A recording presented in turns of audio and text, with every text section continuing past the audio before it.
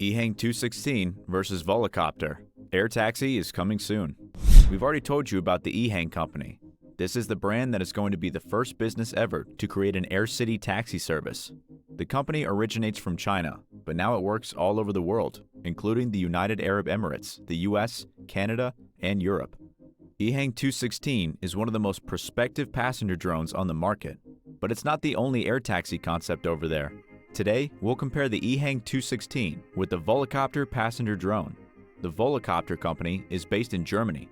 It was founded in 2011, and it has been working hard to design its prototypes and future air taxis. Let's see if Volocopter drones can beat one of the most famous air taxi prototypes by EHang.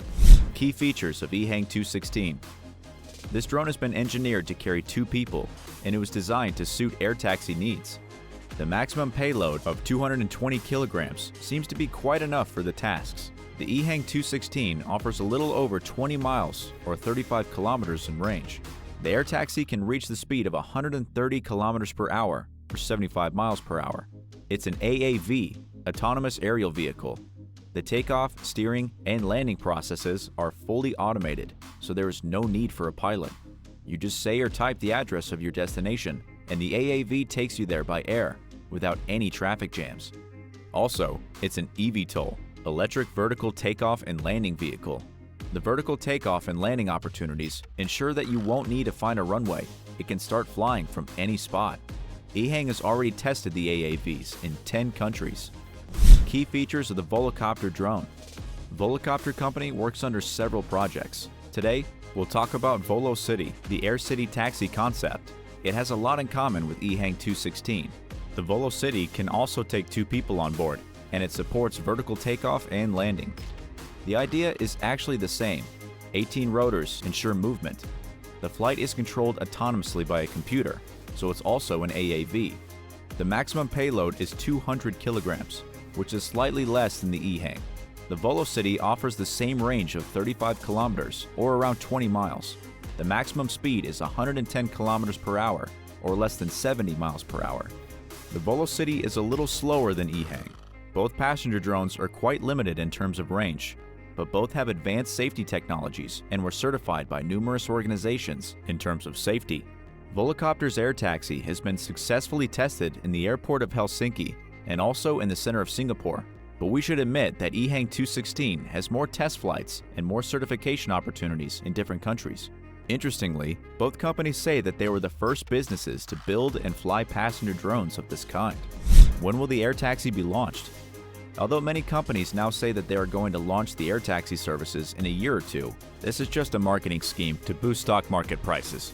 For launching the commercial air taxi service, you will need a pile of certification documents, which are extremely hard to get. It's something like registering and certifying a new plane model for commercial airlines. In the US, FAA will certify the aircraft for air taxi services. In Europe, you will need to get an EASA certification.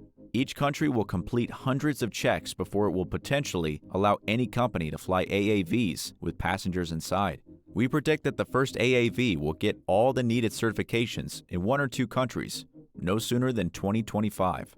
Experts say that it could be the United Arab Emirates. This country always wants to be the first in terms of technology, so Dubai air taxis may be the first in the world.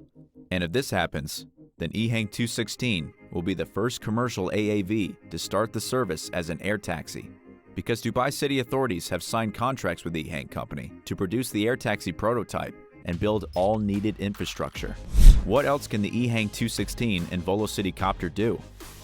EHang 216 provides a couple of additional versions. It can be a cargo drone that is capable of autonomous deliveries. Also, the EHang company showed pictures of the 216 firefighter drone. The main idea is that the drone is autonomous, and it has quite a high service ceiling, so it can be used to deal with fires in skyscrapers. There are certainly more ways to use the drone, but the German company was more creative than the Chinese one. Volocopter has quite a lot of projects, and we are pretty sure that some of them aren't revealed yet to hide the new ideas from competitors. VoloCity is a project that features air taxis. Then there's a project called VoloConnect. That's a VoloCity version with wings that has a range of 60 miles and a top speed of 155 miles per hour. There's also a Volo drone concept, the cargo drone that can lift and deliver autonomously up to 200 kilograms of cargo. The company also offers Voloport Vision, a kind of airport for urban air taxis. They also have one project called the Volo IQ system. Basically, this is the brain that operates all eVTOLs of the company.